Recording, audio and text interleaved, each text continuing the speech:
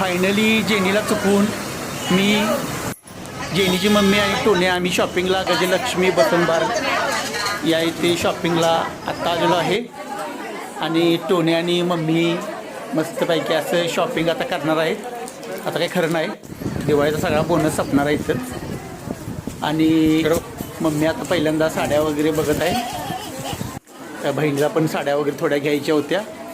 आणि या टोन्या आणि पहिल्यांदा मम्मीने साडी बघितलेली आहे बहिणीसाठी, कारण तिची घरचा कार्यक्रम आहे थोड्या दिवसांनी. आणि साड्या वगैरे बघून झाल्यानंतर टोन्याला काढून घेऊन मम्मी ड्रेस वगैरे काय काय बघत आहे. आता जेनी आल्यानंतर काय आमचं काय खरं नाही, कारण जेनी नंतर आम्हाला सगळा बदला घेणार आहे या गोष्टीचा. ती गावाला गेल्या, तोपर्यंत आम्ही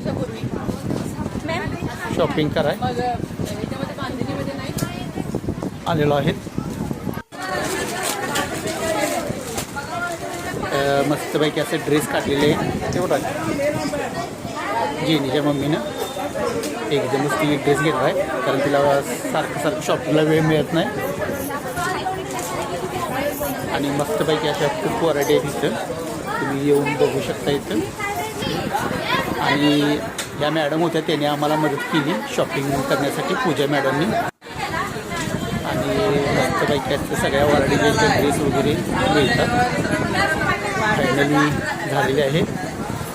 आणि परत मम्मी जेनीची आणि काय ड्रेस घ्यायचे. बस टोनी आमचा हा बास्केट उचलत आहे आता, मम्मीला थोडं मदत करत आहे. आणि बिलिंग काउंटरला आल्यानंतर बिल कमीत कमी 10,000 झाल्यावर मम्मीचं डोळं. आणि फायनली झालेलं आहे 10,000ची खरेदी. आणि आता आम्ही 10,000ची खरेदी करून टोन्या आणि मम्मी आता बाहेर पडत आहे. टोन्याला पण आता भूक लागलेली आहे, त्यामुळे टोन्यात चला लवकर करायला लागला आहे.